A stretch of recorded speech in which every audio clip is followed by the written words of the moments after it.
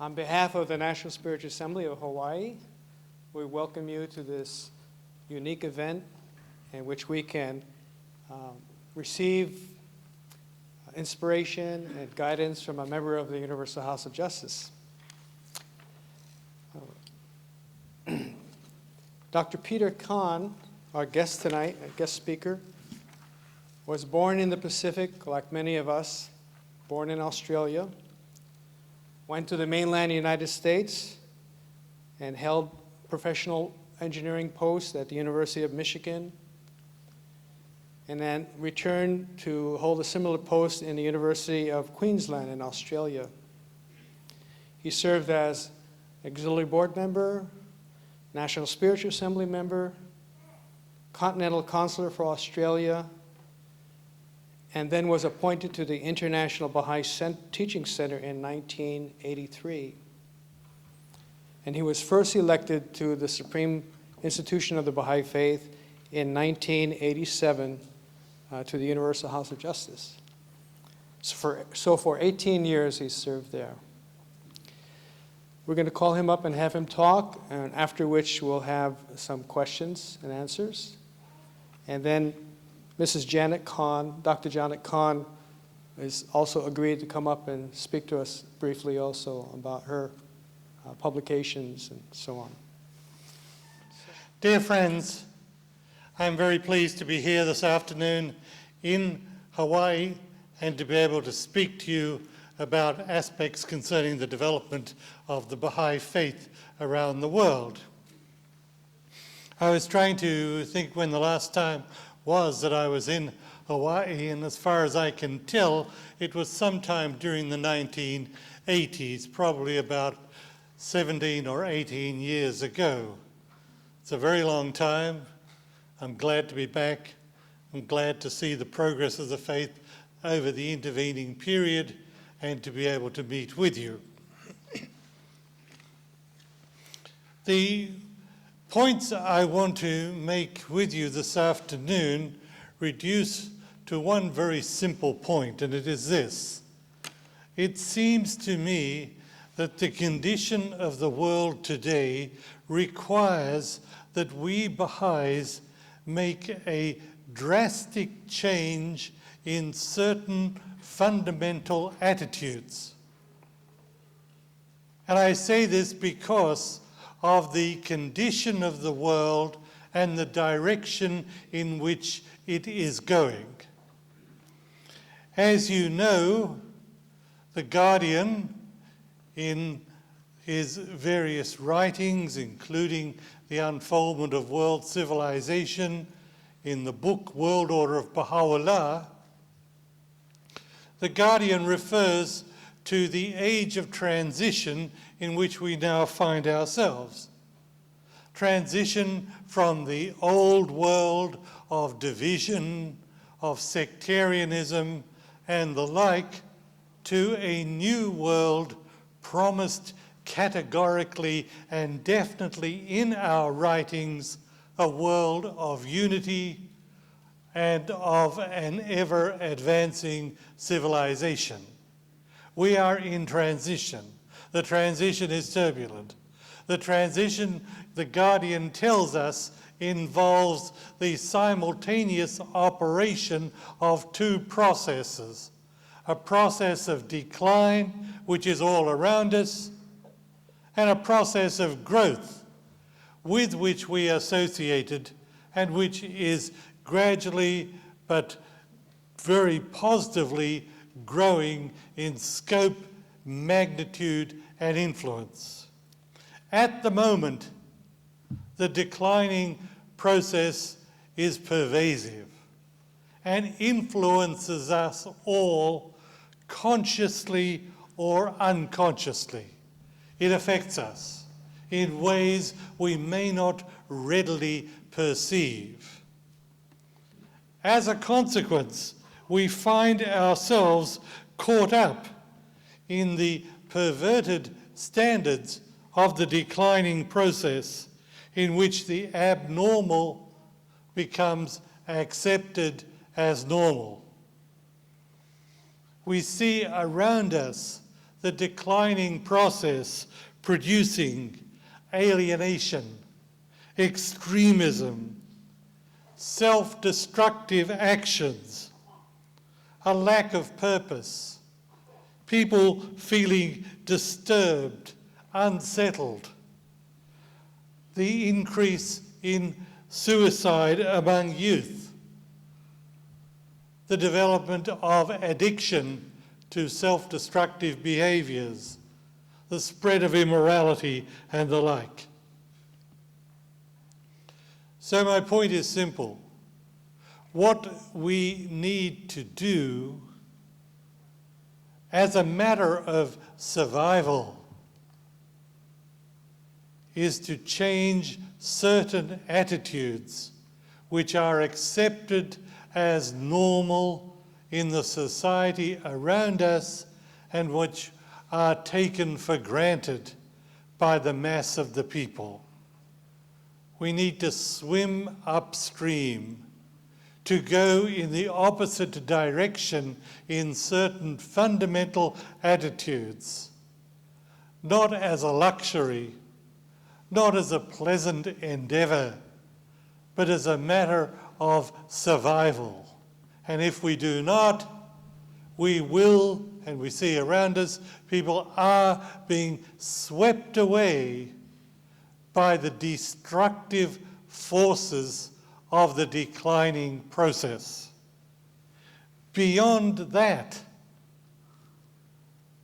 the changes in attitude, which I will go into in some greater detail presently, these changes in attitude will, more than anything else, attract to the Baha'i faith those who are searching, those who are yearning for a better world, for a more meaningful way of life, those who seek tranquility, contentment, peace of mind, and abiding happiness. The choice is with us.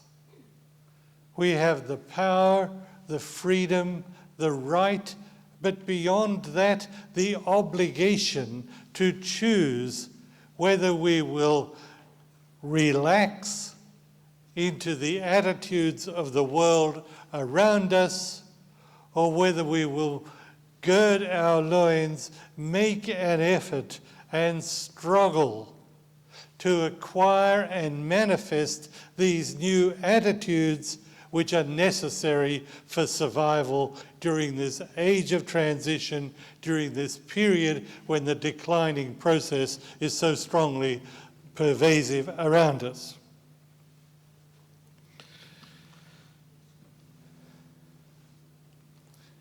Any attempt to change our attitudes is doomed to failure if it rests only on a strong desire, on an emotional commitment to make such a change. These are wonderful things. A strong desire to change. What can be wrong with that?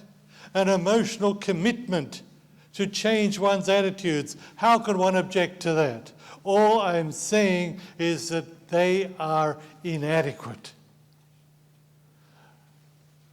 They will result in an effort to change one's attitudes which will last no more than a few days or weeks at most.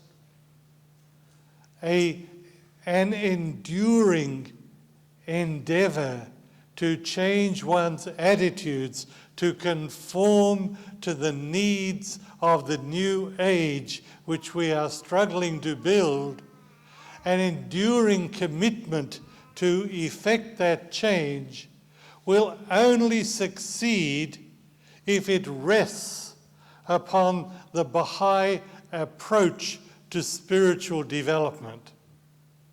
So I want to take a few minutes to sketch very briefly, more as a reminder than anything else, the Baha'i approach, as I understand it, to spiritual development, and then I will proceed to go in greater detail into what I see to be three major changes of attitude needed.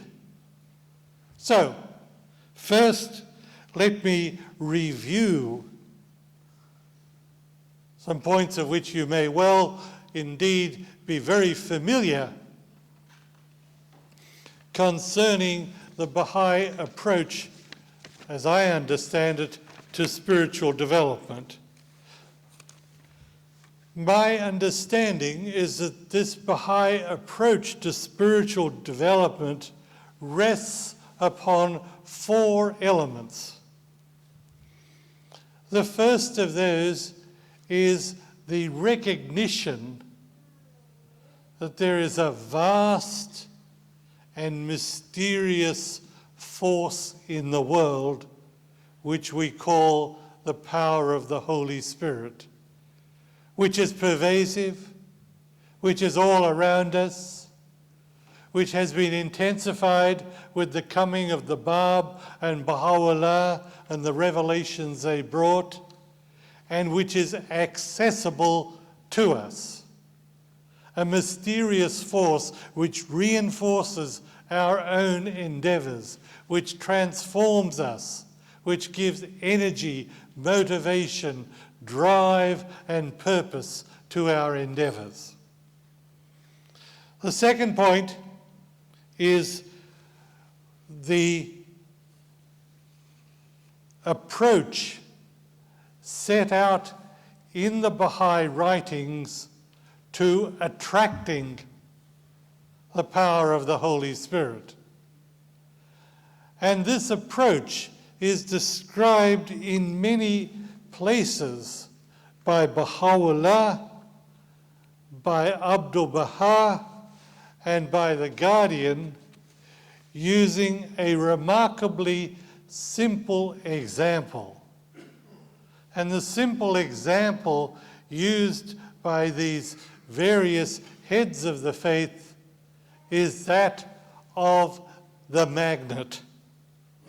For example, Abdul Baha says, faith is the magnet which draws the confirmation of the Merciful One. Service is the magnet which attracts the heavenly strength. And again, Abdul Baha states, the commemoration of God attracts confirmation and assistance like unto a magnet. In another place he says, unity and harmony is the magnet that draweth down the confirmations of God. And so on. He says elsewhere, directing mankind in the right path is the magnet which will attract to us the help of God. The various heads of the faith, our central figures, and Shoghi Effendi, use the simple analogy of the magnet to describe a profound spiritual truth, that of an individual striving in the right way according to the prescriptions set out in our teachings. And that act of striving attracts this great power of the Holy Spirit, which transforms him or her, gives additional strength to accomplish one's objectives.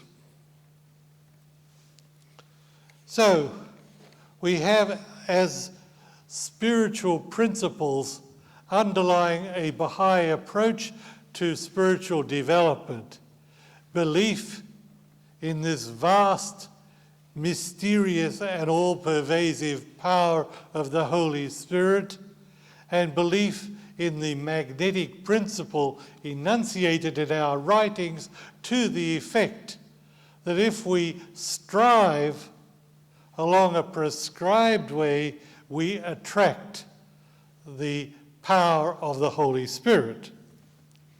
The third of the four elements of spiritual development is illustrated in our writings in the references to the interaction between effort and accomplishment.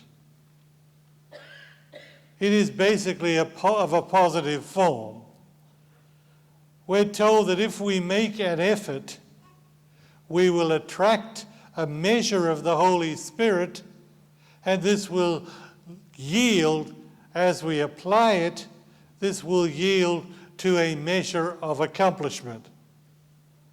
That in turn will reinforce our ability to make a greater effort, which will attract a greater measure of the power of the Holy Spirit and lead to an even greater measure of accomplishment. And so it goes on. The Guardian describes it in one place as a process of rhythmic pulsations.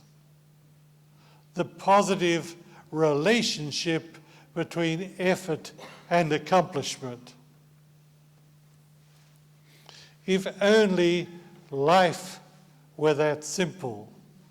If only it was simply a matter of making an effort, accomplishment, greater effort, greater accomplishment, how easy it would be.